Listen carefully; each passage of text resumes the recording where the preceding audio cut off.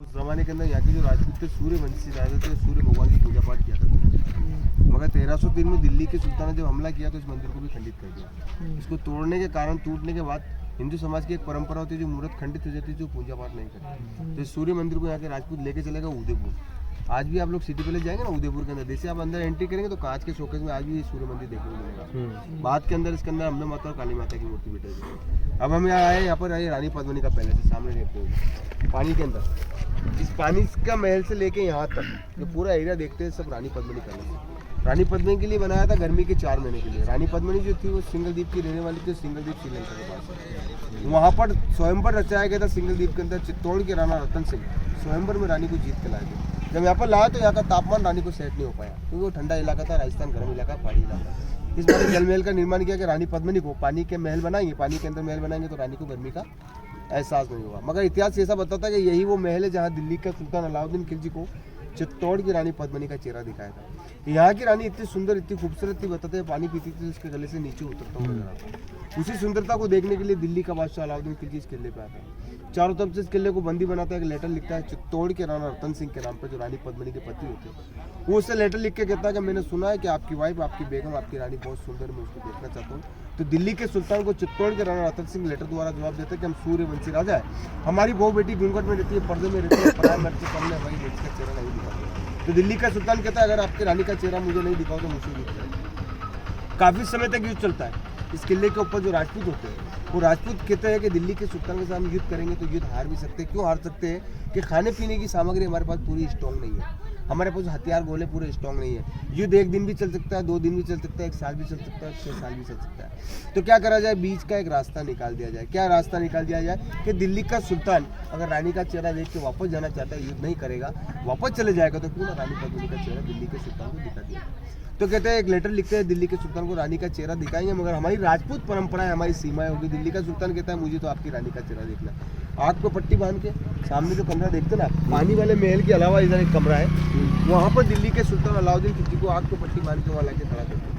उसी के पीछे तो सैनिक खड़ा करते हैं, जो सेनापति खड़ा करते हैं, जिनका नाम था गोरा और बादल। कहीं पढ़ा होगा गोरा और बादल। इतने सूरवीर, इतने शक्तिशाली थे, गर्दन कटने के बाद से हाथ से तलवार नहीं छोड़ी, 3 किलोमीटर तक युद्ध करते रहे बिना गर्दन। मैंने जो आपको तालाब छोड़ा था ना, वो तालाब गोरा बादल का तालाब था। दिल्ली के सुल्तान के पीछे खड़ा करते, दोनों के हाथ के अंदर तलवार देते। जैसे दिल्ली के सुल्तान की पट्टी खोलते, उसके हाथ के अंदर तलवार रहती, उनके दिल्ली के सुल्तान के गर्दन के पीछे लगाते कि रानी का चेहरा आपको देखना है तो जहाँ शीशे लगा है उस शीशे में आपको देखना है रानी पद्मिनी जहाँ विराजमान है। कभी आप डायरेक्ट उधर बैठ घूम के देखते तो उस कमरे के अंदर 4 शीशे लगाए गए, पूरब, पश्चिम, उत्तर, दक्षिण, 4 दिशा में 4 शीशे, बीच में अलाउद्दीन खिलजी को खड़ा किया गया। जब रानी का चेहरा दिल्ली के सुल्तान ने उस महल से इस महल में देखा तो दिल्ली के सुल्तान को चक्कर आ गया कि वाकई में रानी बहुत सुंदर, बहुत खूबसूरत है, तारीफ लायक है। दिल्ली का सुल्तान हमारे राणा से कहता है चित्तौड़ के राणा रतन सिंह के वाक्य में आपकी बेगम, आपकी वाइफ बहुत सुंदर, बहुत तारीफ लायक है। एक हिंदू राजा ने एक मुस्लिम राजा को तो स्वागत किया, इससे मेरा आप लोगों ने दिल जीत लिया। मेरी आपसे आखिरी इच्छा ये कि आपके दुर्ग से, आपके महल से, आपके किले से मुझे लाज दरवाजे तक छोड़ना।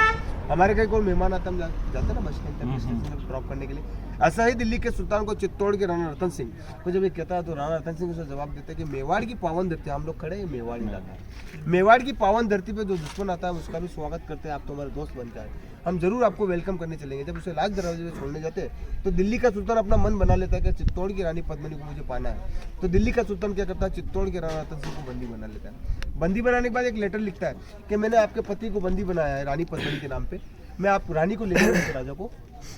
रानी पद्मिनी इतनी सुंदर थी, उतनी दिमाग की बहुत तेज थी। रानी ने कहा इसने हमारे साथ धोखा किया, छल किया, इस धोखे का जवाब, इस छल का जवाब हम छल से देंगे। रानी पद्मिनी एक सभा करती है, सभा के अंदर तलवारबाज, तीरबाज, राय मंत्री, सलाह मंत्री, सबको। अभी आप लोग शॉर्ट सुनना चाहते हो तो शॉर्ट भी कर सकते हो, यही कम कर सकते हो। नहीं, सुनने की दिल्ली के सुल्तान की वाक्य बताती है कि दिल्ली के सुल्तान ने हमारे साथ जो गद्दारी करी है, इसका वक्त आ गया उसे जवाब देने का। तो हमारे जो सेनापति होते हैं गोरा आबाद, वो कहते हैं अभी राणा रतन सिंह को आजाद करा के लाते। रानी पद्मिनी कहती है नहीं, मेवाड़ के अंदर आके जो ईंट दिल्ली के सुल्तान ने हम पे मारी उसका जवाब हम उसे पत्थर से देंगे। एक लेटर लिखो कि मैं आपके साथ दिल्ली चलने के लिए तैयार हूँ। एक लेटर लिखाते हैं दिल्ली के सुल्तान के नाम पे कि मैं आपके साथ दिल्ली चलूंगी मगर कुछ राजपूत परंपरा होगी, हमारे को डोलियों के अंदर इंतजाम करना पड़ेगा। तो 700 डोलियों का इंतजाम किया जाता है। धोखे का जवाब धोखे से, हर डोली के अंदर 2-2 सैनिक बिठाए जाते हैं।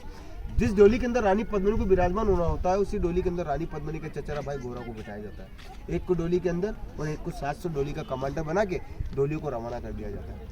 जैसे ही रवाना होती है तो दिल्ली के सुल्तान को रानी पद्मिनी लेटर लिखती है, तो एक बात और लिखती है, जब मैं आपके साथ दिल्ली चलूंगी तो एक बार मेरे पति चित्तौड़ के राणा रतन सिंह से मुलाकात करना चाहूंगी, बातचीत करना चाहूंगी। दिल्ली का सुल्तान सोचता है रानी मेरा क्या बिगाड़ लेगी, जो राजा इसका मेरे बन गई है। वो कहता है मुझे मंजूर है। जैसे 700 डोली वहाँ पहुंचते दिल्ली का सुल्तान खुशी खुशी अपने कमांडर से ऑर्डर देता है कि जाओ राणा रतन सिंह को डोली के पास लेके जाइए, डोली के अंदर रानी पद्मिनी विराजमान है। जैसे वो डोली के पास राणा रतन सिंह को लाते हैं, वहाँ पर्दा हटा के देखते हैं रानी पद्मिनी नहीं होती।